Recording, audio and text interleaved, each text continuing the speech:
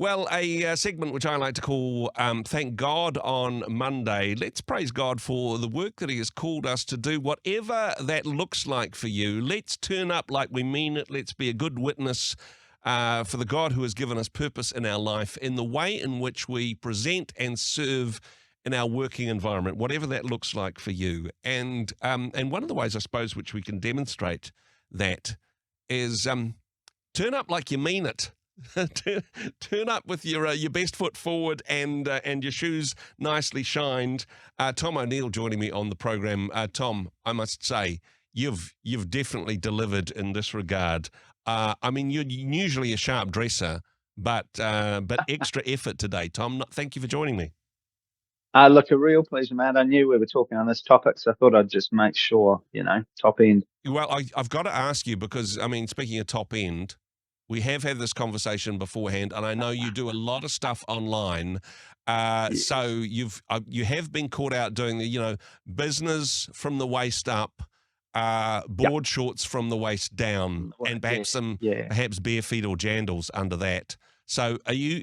Sometimes. Yeah. Okay. So are you coming to this fully committed? Is it full suit Monday for you?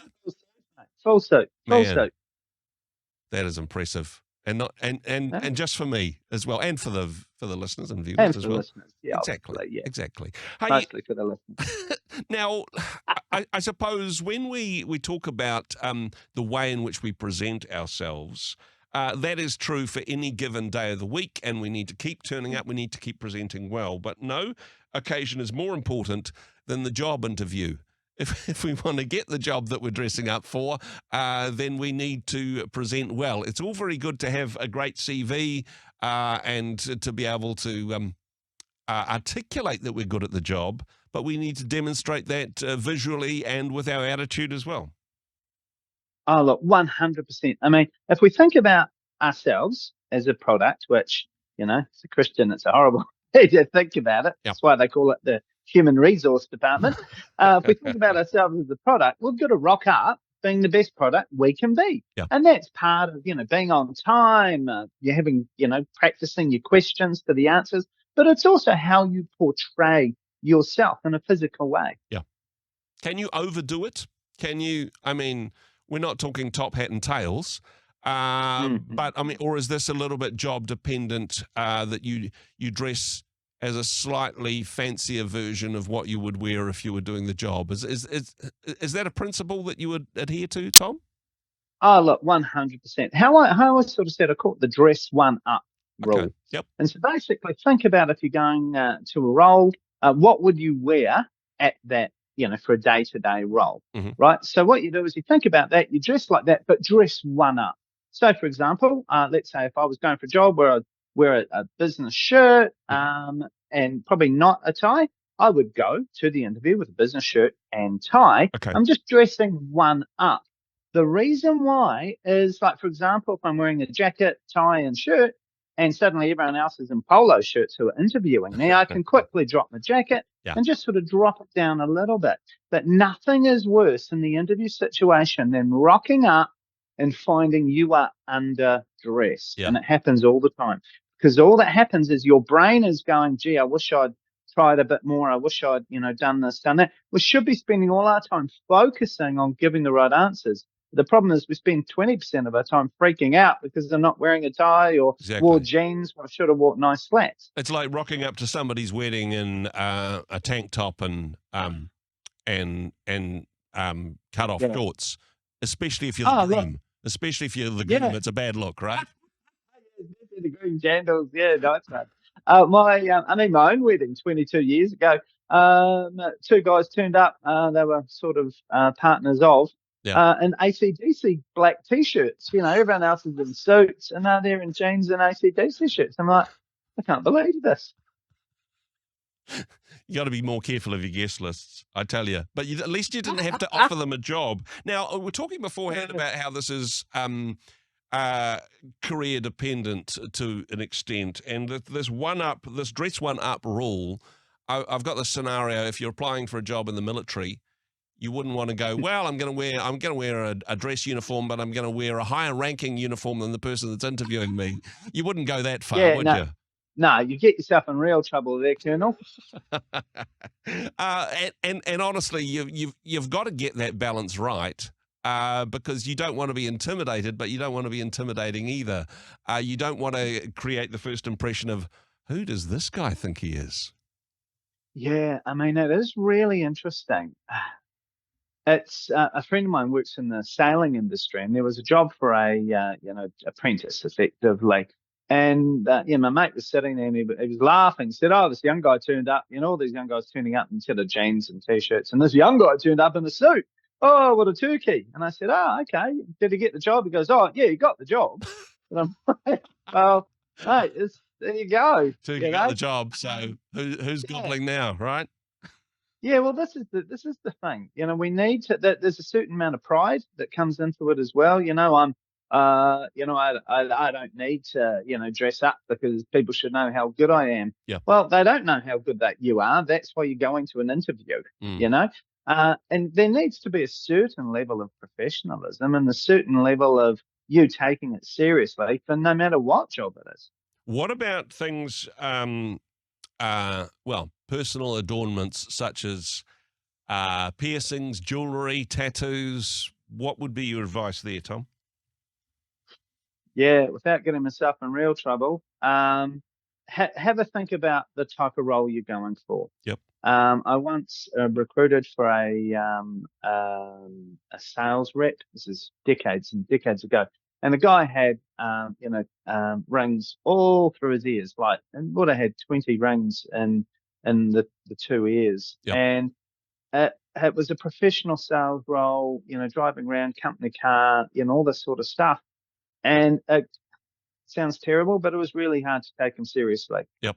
Because he was selling commercial products to a commercial audience who don't have tattoos all through their ears. I mean, if you're going for a job, tattoos, ear piercings all through their ears, I'm sorry. But I mean, if you're going for jobs as a tattooist, fill your boots, go for it. Put your best work on display, roll up your sleeves. Exactly. Yeah. Well, it'd be weird if you turned up to a tattooing role without any tats, without any ear piercings, I suppose. Yeah. But you got to think about the audience. What is the audience expecting? And so being conscious around that. Now, as you say, different firms might be, it depends on the role, but also there are some jobs which that would be inappropriate for hygiene points of view, or some firms are a little bit funny about tattoos. Now, I'm not talking about facial tattoos or gang tattoos, but just even tattoos of any sort. I mean, it'd be good to do your research on this one as to what type of response you're going to get. Yeah, well, and of course in New Zealand over the last number of years, tattoos, particularly cultural tattoos, Māori, etc., Pacifica tattoos have become a lot more viable in the marketplace, a lot more respected, and a sign of your cultural authenticity, which is wonderful, But I mean, if you're going for a job as a professional and you've got love on one hand and hate on the other, on your knuckles, well, maybe not, Maybe wear gloves. So it's yeah, maybe wear gloves. But again, it's about thinking about, you want to be honest to who you are, so don't get me wrong. At the same time, Air New Zealand has apparently changed its policy towards tattoos. It used to be no tattoos visible, and apparently Air New Zealand's a lot more accommodating now. And I think society as a whole has moved that way. Yeah. But again, you just want to be conscious. What I said before is think about the employer, think about the role you're going for, and dress appropriately to that. What about your shoes? I mean, we're talking military beforehand. And I know generalizations, all generalizations are false, including that one. But they reckon you can tell a lot about a person by their shoes, whether there's plenty of leather on them, whether or not they're polished, what they say about the person's style. Do we want the sort of like fancy shoes that you can see your face in them, that they're so shiny, military standards of polishing? What would you recommend, or is this all job dependent again? I mean, it's job dependent. If you're going for a job as a sailmaker, you want look nice and professional, nice shoes. But I just thought back. I did some coaching with a client a little while ago, and this guy looked awesome. Suited and booted, just looked fantastic. Guy in the IT field, and really well presented IT professional. And you're like, wow, fantastic. And as he got up to leave, I saw he was wearing black trainers. Oh, yeah. Now, I don't want to sound all crazy and blah, blah, blah, but I mean, for $25, $30, $40, you can go to a shoe shop and get really nice, professional looking business shoes. Yeah. And I just still remember he looked from his ankles up really professional. Yeah. And then I saw the trainers and I thought, come on, mate. That just really let him down. Not And it was a really weird moment. Not necessarily suited and booted in that regard, suited, not booted. And perhaps he also got booted from the job interview in that regard. Well, yeah, it was. I mean, it was thankfully it was coaching and so on. And but would it have changed my mind in terms of recruiting him? No, probably not. Okay. But did it make me give the sense he's not quite taking it as professionally as I would want? Yes. Of course, not all first impressions go with the visual appearance. A bit of personal hygiene can be an issue. And hey, that's something which maybe you need the advice of a good friend on. Yes. Sorry, doing the little dance there. Maybe that's something that if it's a problem for you, you might not be aware of.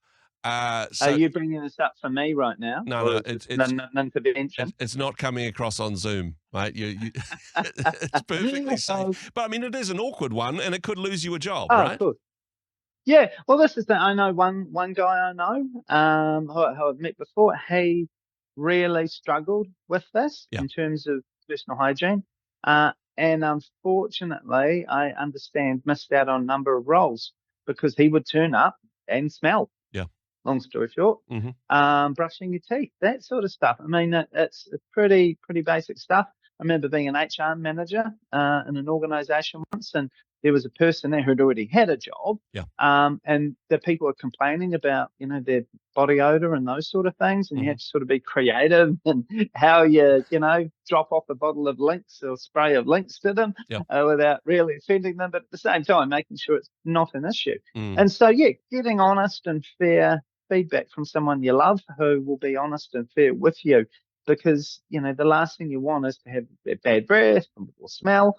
I mean, obviously, deodorant and a bit of cologne does work miracles. Perfume. Don't marinate in it necessarily, though. I mean, that can no.